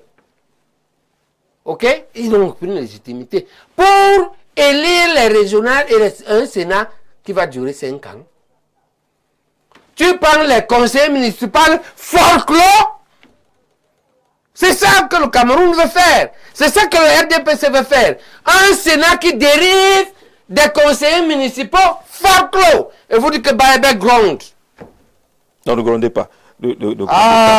Alors, bonsoir, Georges Axel, le professeur a éliminé 2 baleines sur 4. Par conséquent, le candidat qui reste est forcément Cabral Libi, car Berouba Maïgari est le fils d'Aïdio qui a combattu l'UPC dans l'OTAN. Ces gens, est-ce qu'il fait sa lecture? Vous avez dit que vous ne vous prononcez pas dans le détail. Lui se prononce pour moi. Voilà. Bonsoir, professeur. Nous tenons en compte tous vos critères énumérés, mais nous, le peuple, dans le cas où il n'y a pas coalition, optons pour l'alternance. Nous voterons finalement ce diable que de donner encore 7 ans aux politiciens du ventre. Champlain Aka, depuis Ebolova, qui soulève la question de la coalition. Le débat est toujours ouvert au Cameroun. Les candidats qui sont restés en liste semblent ne pas s'engager totalement. Tous disent vouloir la coalition, mais on ne voit pas les actes concrets. Pour vous, cette coalition est fondamentale. Maître Claude Assira a publié ce matin en disant qu'il se demande sur quoi comptent les candidats en lice pour renverser le régime s'ils ne vont pas à la coalition. Elle est fondamentale, la coalition. La coalition, moi je l'ai dit ce matin à quelqu'un, au particulier d'un des candidats. On parlait, je lui ai dit que la coalition me semble indispensable, en particulier là-bas au septentrion. Pourquoi? Parce que, sauf tous les pronostics, toute l'histoire du Cameroun montre que le Conseil constitutionnel qui est là, le président qui est là, est trop dépendant. Clément Atangana. Oui. Il est trop dépendant pour prononcer dans sa bouche que pour bien perdu. Humainement, quand tu étais dans l'état où il était, quand BE allait le chercher, parce que c'est BE qui allait le chercher, ok, avec l'âge qu'il avait, l'état de santé qu'il avait, quand un titre te relève de là, humainement, comment tu fais pour dire que ce n'est pas lui? C'est très difficile humainement. Bon, si tu es très honnête, ce que tu peux faire, c'est dire aux autres qu'allez vous débrouiller. Donc, le résultat est connu d'avance. Théoriquement, le résultat est connu d'avance. Le vrai débat, c'est que, et c'est ça que j'ai dit à un des candidats qui m'a appelé, le vrai débat, c'est que vous, là,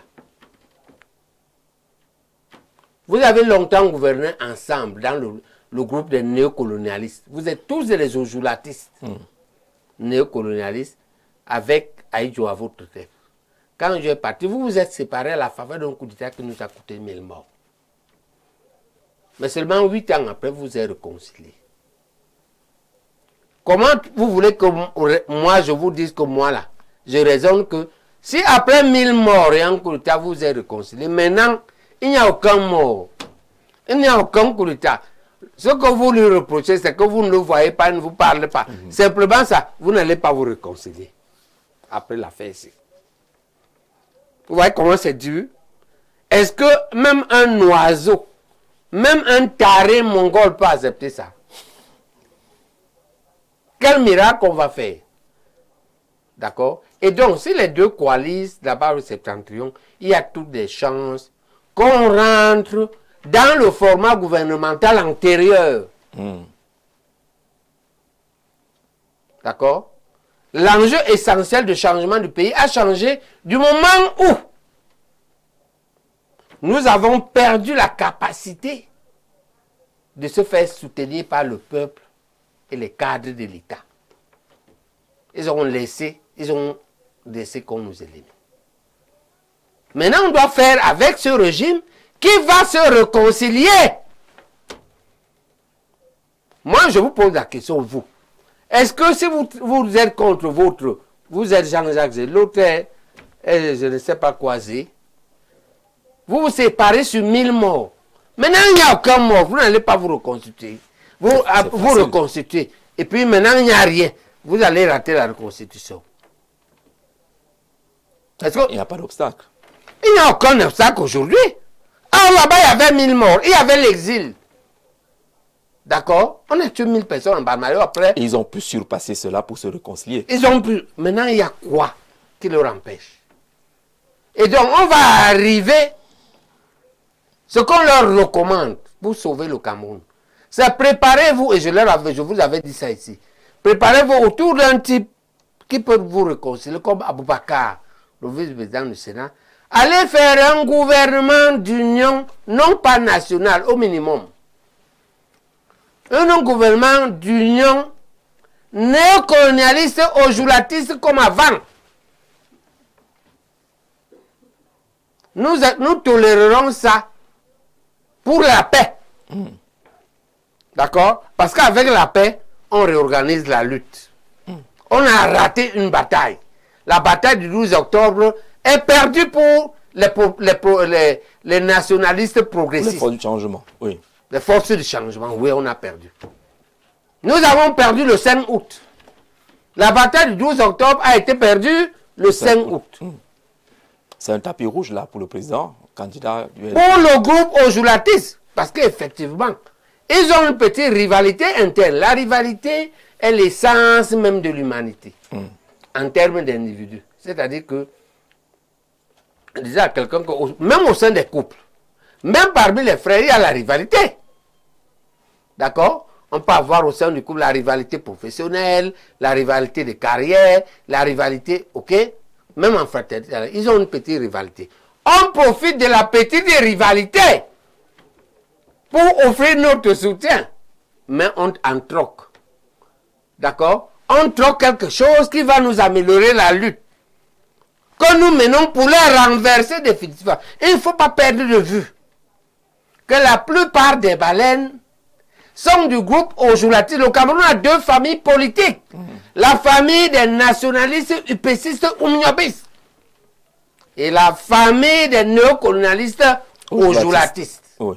Les néocolonialistes Ojulatistes se sont divisés gravement dans leur parcours de 70 ans.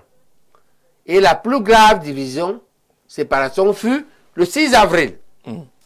Elle nous coûta 1000 morts. Mais après, ils se sont remis ensemble. Ils se sont remis ensemble. Maintenant, ceux qui sont au pouvoir se sont organisés pour nous mettre hors jeu le 5 août. Et nous avons perdu. Ce n'est pas la première fois qu'on perd. En 1956, on a perdu contre les colons. Et c'est ça qui met le pays dans l'état 6. Maintenant, on profite de leur rivalité interne pour grappiller quelque chose. On dit à ceux que l'on va soutenir, par exemple, promettez que dans votre négociation de retour, dans la plateforme, vous allez mettre le retour de l'UPC dans le jeu électoral. Vous allez avouer les crimes commis contre nous, comme la France. OK? La France l'a fait. La France l'a fait. OK? Et par exemple, là, vous allez soutenir que on recule les régionales et sénatoriales et on avance les municipales. On aura grappillé un peu. C'est tout. Ce n'est pas une affaire de sentiment. Entendons-nous. Là, c'est la réelle politique. Les fondamentalistes, les UPC, nous voulons faire la réelle politique. La situation n'est pas comme on espérait. Nous sommes écartés. Mais qu'est-ce qu'on peut avoir dans le jeu? Comme ils ne s'entendent pas, on profite. Et on leur dit, comme on vous connaît, c'est ça que vous risquez de faire. Mais vous pouvez faire mieux. Vous pouvez faire un gouvernement d'union nationale. D'union nationale, non pas d'union des ojulatistes. Parce que d'union nationale, vous dites que par exemple, vous nous intégrez. OK? Mais je ne veux pas trop paraître comme un type qui cherche un poste. Parce que moi, je n'en cherche pas. Je n'en veux même pas. Je préfère être dehors. Oui, vous regardez. Je veux vous aider en étant un bon opposant. Hein? Un bon opposant est-il utile en démocratie? Bien sûr. Je veux l'être. Je ne veux pas entrer dans votre mangeoire, dans votre gouvernement. Alors, on est en train d'aller donc vers quelle élection? S'il n'y a pas de coalition, s'il n'y a pas de retrait de certains candidats, on est en train d'aller vers quel genre d'élection? Alors, la pire hypothèse, il faut aller en hypothèse. En mathématiques, on force en hypothèse. Oui. Je n'étais pas très bon en mathématiques, mais j'ai fait la série C. Pourquoi? Parce que j'aimais la méthode mathématique. Première hypothèse, on fait une bonne coalition. Ils font une bonne coalition. Mais cette bonne coalition risque très probablement d'être seulement deuxième. Deuxième? Oui. Une bonne coalition terminerait deuxième? Oui. Pourquoi? Parce que la prononciation, c'est une chose de gagner, c'est une autre chose d'être proclamé. D'accord. Hein? Ce président de la CC n'a pas le profil, les capacités de dire ça. Première hypothèse. Voilà. Deuxième hypothèse. Deuxième hypothèse. La coalition ne se fait pas, chacun va à son propre compte. Bien, ce qui va arriver, là encore, ça va dépendre des scores. Si l'un des moins mauvais a un bon score, il sera en position de négocier. Pourquoi? Écoute bien Jacques. Pourquoi il va rentrer? Il va rentrer parce que c'est difficile de gouverner le Cameroun sans le Grand Nord. Mais il y a d'autres fils du Nord. Non! Qui peuvent faire l'affaire. Ils ne pèsent pas. C'est malheureusement les deux candidats-là qui font parler le Nord. C'est très difficile de reconstruire le Grand Nord en quelque temps. Premièrement. Et c'est plus difficile pourquoi? Parce que c'est difficile d'avoir un collègue, un partenaire comme le moins mauvais, comme les deux là. C'est-à-dire, quand tu fais le Grand Nord, tu ne peux pas avoir mieux. Pourquoi? Ils ont une histoire commune. Leur traumatisme, leur parcours commun et leur traumatisme d'ici de la ville est partagé. Donc, on va arriver probablement à une situation où le pouvoir qui aura été proclamé, vrai ou faux, mais comme c'est lui qu'on va proclamer, c'est connu d'avance. Il va se mettre, comme tu es proclamé, c'est une chose d'être proclamé, c'est une autre chose de gouverner. Il ne peut pas gouverner le Grand Nord sans les baleines du Grand Nord. D'accord? Vous voyez pourquoi les baleines vont rentrer dans la machine? Ils ne perdent rien, finalement. Ils ne perdent rien. Dans tous les matchs, ils gagnent. Qu'ils aient fait la coalition ou non. OK? Le vrai problème, c'est la rivalité. Celui qui aura le meilleur score sera le chef de l'alliance. Ça peut être un enjeu là-bas. Oh, oui, c'est ça. Maintenant, nous, la question des fondamentalistes, c'est que dans ce jeu-là, en Europe, on dit, dans ce feu, je peux tirer quel marron? Les marrons en Occident, je dis aux Camerounais, les marrons chez les Suisses sont à peu près ce que sont les noisettes chez nous. C'est comme manger tu es un type de la forêt. Ah ouais? On peut manger les noisettes bouillies, on peut les cuire au feu, non? Oui. À la braise, on les met au feu. Et quand elles cuites là-bas, elles font un bruit. Crac! Elles s'ouvrent un peu, non? Et quelles noisettes ont-ils de ce feu? C'est-à-dire que le conflit, la mésentente là peut nous être utile pour régler quelques problèmes et continuer la lutte. Jusqu'à la victoire finale. Peu importe la génération qui gagnera. Mais on a déjà gagné, cette année est une année spéciale. Pour la première fois, après 70 ans de délit, la France a dit qu'elle a accepté son caractère criminel vis-à-vis de l'UPC. C'est dire quelque chose. Bonsoir Jean-Jacques Zé. Je constate que l'opposition en lice pour la présidentielle ne pèse pas contre le parti au pouvoir, le RDPC. Sur les 12 candidats retenus, le RDPC a la majorité avec Siroma et Bello Bouba. En plus, car Bia, Bello, Tiroma, c'est une même équipe. Les autres jouent la carte de l'individualisme. L'UPC doit se reconstituer et chercher à s'unir réellement, ce qui n'est pas le cas aujourd'hui. Comment donc les autres candidats pourront-ils renverser M. Bia lors de cette élection présidentielle? Diallo depuis Douala pour cette préoccupation. Le plus 225, bonsoir, content de te suivre et le choix de ton invité de ce soir, je l'écoute avec beaucoup d'attention. Il est un nationaliste dans le sens pur du terme. L'avenir du Cameroun passe par la contribution de tous. Ulrich depuis Abidjan. Nous avons également besoin d'un candidat sérieux dans notre belle région, le soleil levant. Ah, vous êtes du soleil levant. Mais venez donc être ce candidat sérieux. Bonsoir. Le 12 octobre, le professeur votera pour qui et pourquoi? Amadou Dawa depuis Douala, lui veut être droit au but. Avec vous, professeur, vous allez voter pour qui et pourquoi le 12? Bonsoir à vous tous au plateau. Merci pour cette belle émission. Le problème des Camerounais, c'est d'avoir un nouveau président, mieux même que qui que ce soit, ce sera pour 7 ans. Mais les gens qui ont déjà fait 43 ans sans rien faire, on dirait que ce sont eux les seuls Camerounais. On souffre surtout les plans, on voit le pays ne fait que s'endetter, les ressources, forêts, pétrole, minerais, on ne voit pas le changement mieux un autre qui nous fasse souffrir, qu'on souffre avec un nouveau pour 7 ans seulement. Bekombo depuis Bertois qui veut absolument le changement sans faire beaucoup de calculs. Bonsoir Jean-Jacques Zé, bonsoir au professeur. Les opposants camerounais sont très égoïstes vis-à-vis de la République et du peuple camerounais. Pour ma part, c'est très simple. Vaut mieux un diable qu'on connaît. Si ces pseudo-opposants ne veulent pas se mettre ensemble pour battre le candidat Paul Biya, je préfère que tous nous votons pour le RDPC. On va tous souffrir ensemble de leurs incompétences politiques et leur égoïsme. À notre pareil, Willy Stéphane depuis Mongomo, du côté de la Guinée équatoriale. On salue tous nos frères qui nous regardent du côté de la Guinée équatoriale. On va prendre quelques messages encore. Professeur, il y a cette question qui est directe. On vous demande si finalement vous allez voter pour qui. Est-ce que vous avez dans le fond de votre cœur déjà un choix personnel, pas celui de l'UPC des fondamentalistes?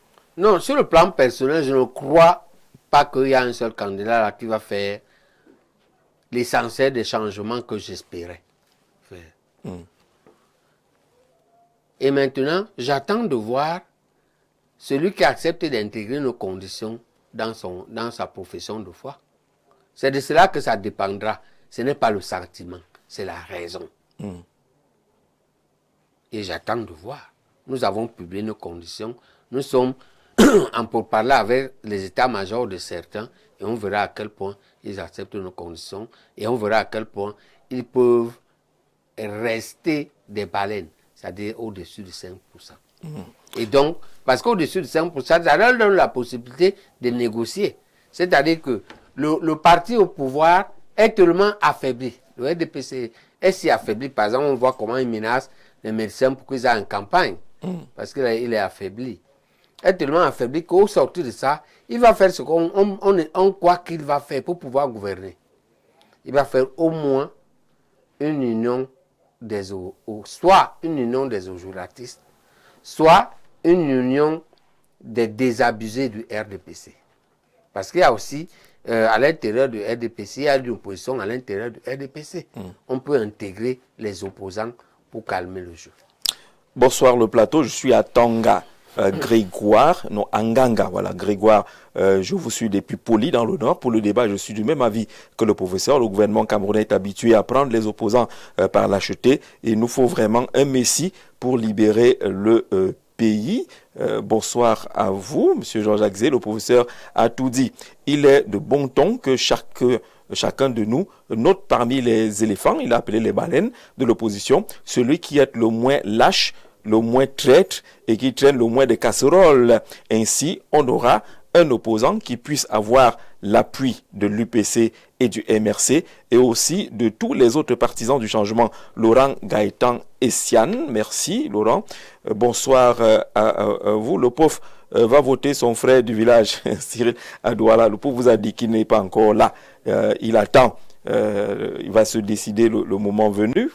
Bonsoir, comment enlever les portes à leur place pour mettre les fenêtres?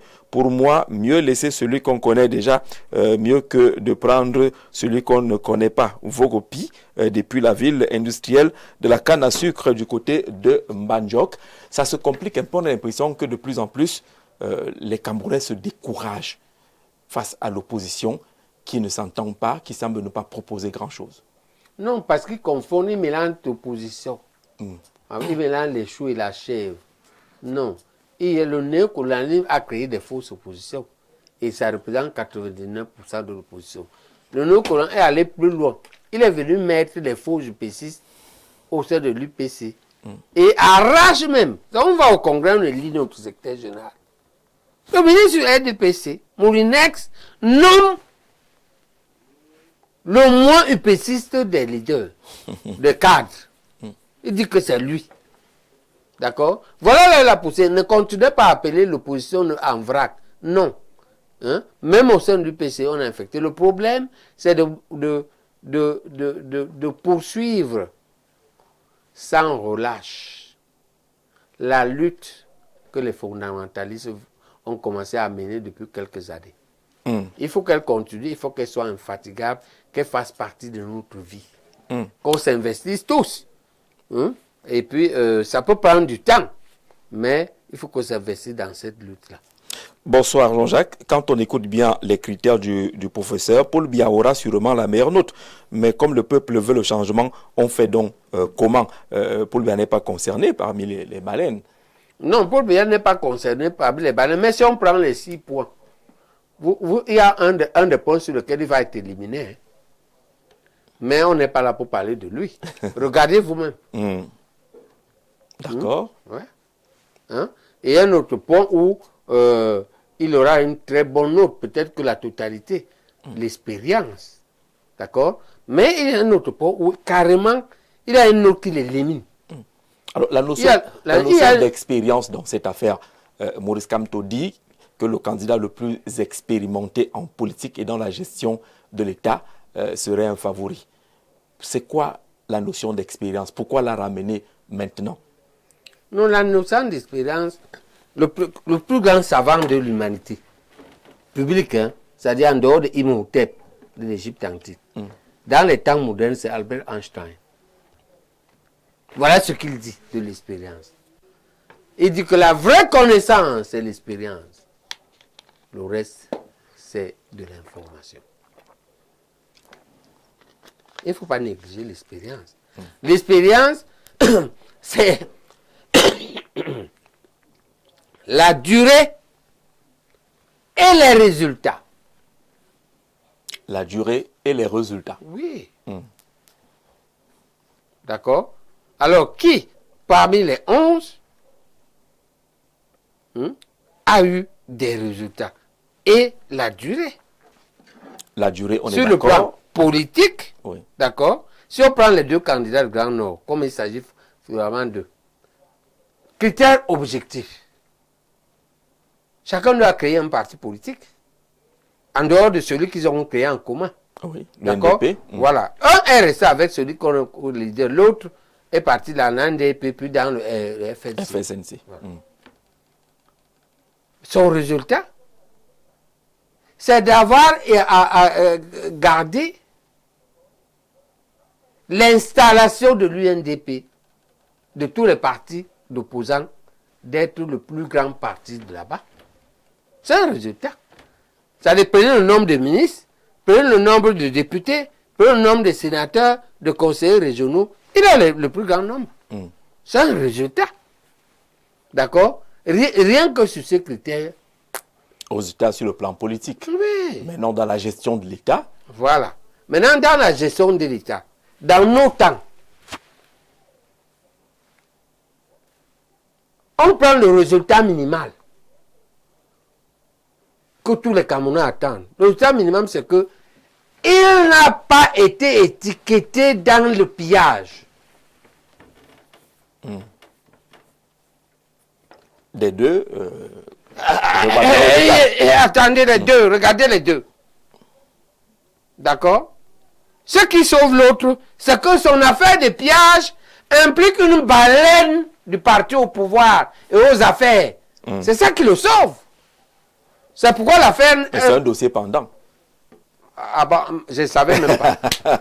Je savais... Est-ce que vous comprenez? Oui. Alors que l'autre, il n'y a... Bon, on va dire que peut-être il a caché, c'est donc caché. Et il sait bien se cacher. Peut-être, moi je sais. Est-ce que dans la liste de 10 000 milliards, il est dedans? Non. Hein? Voilà. Là, vous parlez de Belouba Maïgari. Bonsoir, Voilà. le giseur. Est-ce qu'on est clair là? C'est-à-dire que je ne joue pas. Je veux être scientifique. D'accord? Parce que je suis arrivé à un niveau au Cameroun à un niveau de lutte où je ne cherche plus l'approbation. Je ne veux pas savoir si vous m'aimez ou vous ne m'aimez pas. Si vous approuvez ce que je fais ou ce que je dis ou pas. Ce qui compte, c'est ce que je dis est vrai, juste et utile. Ok? En tout cas, volontairement. C'est-à-dire que lorsque ce n'est ou pas vrai, ou pas juste, ou pas utile, c'est malgré moi, je ne savais pas. Parce que je suis aussi un être humain, je n'ai pas la connaissance infuse. Jean-Jacques, est-ce que j'ai le droit à l'erreur? Mais je ne fais pas ni du faux, ni de l'injustice, ni de l'inutilité de façon volontaire. Et majoritairement, ok? Majoritairement, ce que je dis est correct. On va sortir de l'émission. L'UPC n'est donc pas sorti du jeu, du moins les fondamentalistes, parce que vous avez ceux qui soutiennent le candidat Paul Biya, il y a ceux qui soutiennent Akeremouna. Les fondamentalistes restent dans le jeu. Oui, ils vont rester dans le jeu. C'est-à-dire que l'une des réunions demain, ou celles qui vont suivre, aura pour but de choisir entre les 4 ou 5 possibilités que je vous ai données. Le boycott, la neutralité, le soutien au moins mauvais, qui accepte De vous accompagner dans votre lutte. Ah oui, je vous accompagne. Sur ces 3 points fondamentaux. On profite de leur rivalité interne. Ce qui ne veut nullement dire que on l'aime, on n'a pas besoin de l'aimer. D'accord? Mais on a besoin. Ok, comme vous luttez entre vous et que vous avez besoin de soutien, nous on vend ça. Et on vous dit 3 monnaies pour l'UPC. Je vais citer les 3 monnaies de l'UPC. Il y a 5 monnaies du peuple. On ne veut plus voir les ordures. On veut de l'eau pour le peuple. On veut plus les délestages pour le peuple. On veut une route dans chaque commune. Il faut que le bitume arrive dans chaque commune. Les 300, les plus de 360 voilà. communes. Hein? On veut l'assurance, la couverture maladie universelle. On veut la réforme de l'éducation. 6 monnaies pour le peuple. Et les monnaies de la République, la réforme de la Constitution, la réforme de la loi électorale, la réforme des l'ECAM, la refonte de la loi électorale et la réforme de la justice. Voilà les monnaies. Voilà les monnaies, on va dire, Ça républicaines. que vous posez sur la table Voilà. et vous attendez. Voilà. D'ici là, vous allez vous prononcer. Oui. Merci beaucoup, professeur Jean Baïbek, d'être venu participer à cet échange, très constructif d'ailleurs. À l'approche de la campagne électorale, il n'est pas exclu qu'on vous retrouve directeur d'une campagne quelque part. Ce n'est pas le but, ça peut être un moyen. Mais, premièrement, ce n'est pas le but. Moi, je ne suis pas à la course de quelque chose. Non pas parce que j'en ai beaucoup, mais parce que je sais me contenter du peu que Dieu m'a donné. D'accord. Et ça dépend du comité directeur. D'accord, il va donc se réunir le comité directeur. On vous dit merci d'avoir regardé ce programme. Restez comme d'habitude fidèles au programme de votre chaîne de télévision. Avec plaisir, vous retrouverez Prince Apollinaire Ongba demain. Et n'oubliez pas, à 21 h, demain vendredi, vous aurez une compilation des activités qui ont été menées par le secrétaire général de la présidence dans le cadre des concertations préélectorales. Restez fidèles. Info TV.